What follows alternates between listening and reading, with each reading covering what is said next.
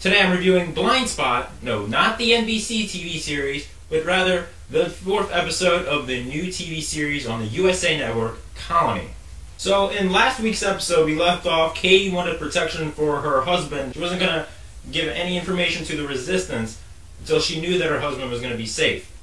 Because he is a Red Hat and she does, you know, at the end of the day, the mission is to take down the Red Hats and her husband is a member. So she wants the best for him. So in the beginning of this episode, we see that the Red Hats, they barge into a school and they arrest this teacher for making her students read a Ray Bradbury book. I guess it's a form of rebelling. So right before the credits start, we see that one of the head Resistance members who was talking to Katie, he is wearing a Red Hat uniform right before the start credits roll. So right in the beginning, we're off to a pretty decent start. You know, we've never had that kind of, like, I guess, suspense, if you want to call it, in the beginning. So then, within the next 10 minutes of the episode, once after the credits roll, we see that Katie is in her home. She turns on the light, and automatically I think, well, she's signaling someone. This is, why would she turn on a light in the backyard? This kind of reminded me of Prison Break, where they did the same thing, where one of the prisoners who escaped, Franklin, got in touch with his young daughter, and he told his daughter to tell his wife to turn on the light on the front porch, and that way they know that they will meet someplace in the near future, I guess. Well, the same thing here, except Katie isn't meeting someone. She's actually signaling someone, and what ends up happening is someone throws a bomb, a little bomb, through the dining room window, and we just get this huge explosion. Just in the dining room area. And Katie doesn't really seem startled by this, so that's how we know. And she walks in where the fire is, and she's counting to 10 before she takes the extinguisher and extinguishes the fire.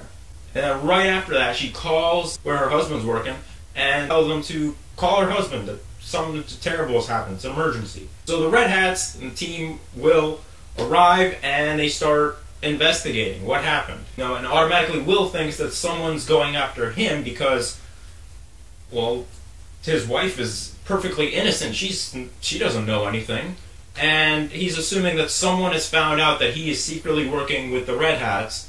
Because remember, he was forced to join, otherwise his family was going to get sent to a slave labor factory. So he thinks someone has found out, and he's very suspicious, like, how did someone find out? So then Will's boss, Phyllis, calls Katie in to talk to her and ask her how she's doing, ask her how everything transpired. Like, what does she remember? Does she remember the attacker, what she was doing during the time? And she also says that we're going to make sure that your neighborhood is a lot safer. We're going to have neighbors watch over your house and report if anything strange is going on. And clearly Katie does not want this to be happening because she goes on these mysterious bike rides like every day or, I don't know, every 2 days to have these secret meetings. So she doesn't need, like, eyes on her. She's part of the Resistance. So she doesn't like that, obviously. So then afterwards, Will comes into the office and he asks Phyllis, what were you asking my wife? So Phyllis takes out this box of tapes, which are recordings of Geronimo. And she says that team found this under your son's bed. You know, she tells him, you better go home and make sure that these tapes aren't the only thing you've missed. So it's already a hint that maybe she knows something. So then when Will comes home, he does question his son, and he asks his son, well, how do you know when to record? His son tells him that there's these secret little ciphers on the back of posters that they post all over the city. These posters are not of rebelling against the Red Hats. They're just like common everyday posters. So it looks ordinary. You know, it's not going to draw any attention. So then we are taken to a scene where Katie's boss is telling her, what do you know about Will's boss? Clearly he's trying to dig up some dirt on Phyllis, and which we'll actually end up finding out towards the end of the episode. One part that eventually happens that I don't really know how, but somehow Will and his partner managed to track down Geronimo. Yeah, that's crazy. Like, 1 minute it's like, how do you even tape these recordings, to 10 minutes later they track down Geronimo at a local library. and they arrest him just after Geronimo says his farewells and his last-minute thoughts to the people that are listening. But while a lot of, some of the people are like, yeah, we caught Geronimo, Will is doubting that he actually caught the real person. This was too easy. But they do start interrogating the guy, and this Geronimo, or whoever he is, does give him a clue, which leads them to this, like, savanna, or whatever you want to call it, where there's a shrub that's covering a tunnel. And in that tunnel, there's like a little roller that's there for retrieving radio scripts. And more importantly, the tunnel leads to the green zone. Now this green zone, from what I'm understanding, is where all the wealthy and privileged live. So the real Geronimo appears to be in the green zone. So Phyllis is actually happy with Will's work, and she's like, you know what, I held on to those Geronimo recordings, but I have now just destroyed them. So you don't have to worry about your son getting in trouble. I've taken care of it. So I guess she's gotten that trust from him. We're getting closer to the end of the episode. Katie goes to this bar that she owns, the Yonk, and Phyllis, Will's boss, is waiting for her there. And she starts telling her that Will reminds Phyllis of her own husband. She says, someone who loves as much, so much, that he doesn't really see her for what she is. And Katie is like, well, what are you trying to get at? So then Phyllis takes out a photo of Katie at the crime scene of last week's episode, in the beginning, where the mission that went wrong, that scene where Katie's at, she has a photo of her at that scene. And she's like, you work for me now. So things just got intense right there. But you're thinking, okay, this is going to get interesting, because Katie is now going to be working for the Red Hats. I'm assuming she's Resistance, Red Hats.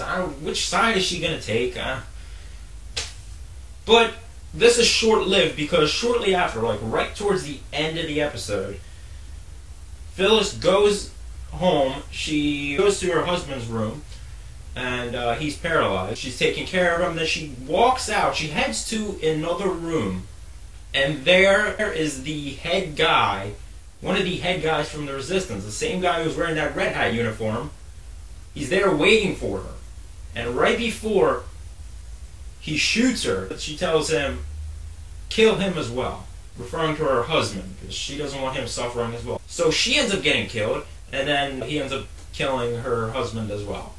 So this was a great episode. I feel like if you are just getting into the series, definitely go see the first 4 episodes, because that will tell you if you want to watch the rest of the series or not.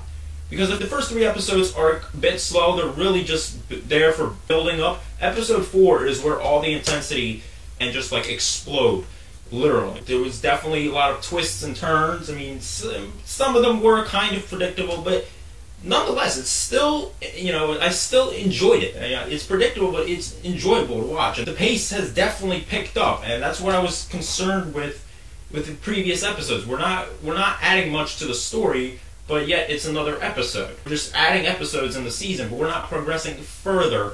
Here, there was a lot of things going on in this episode.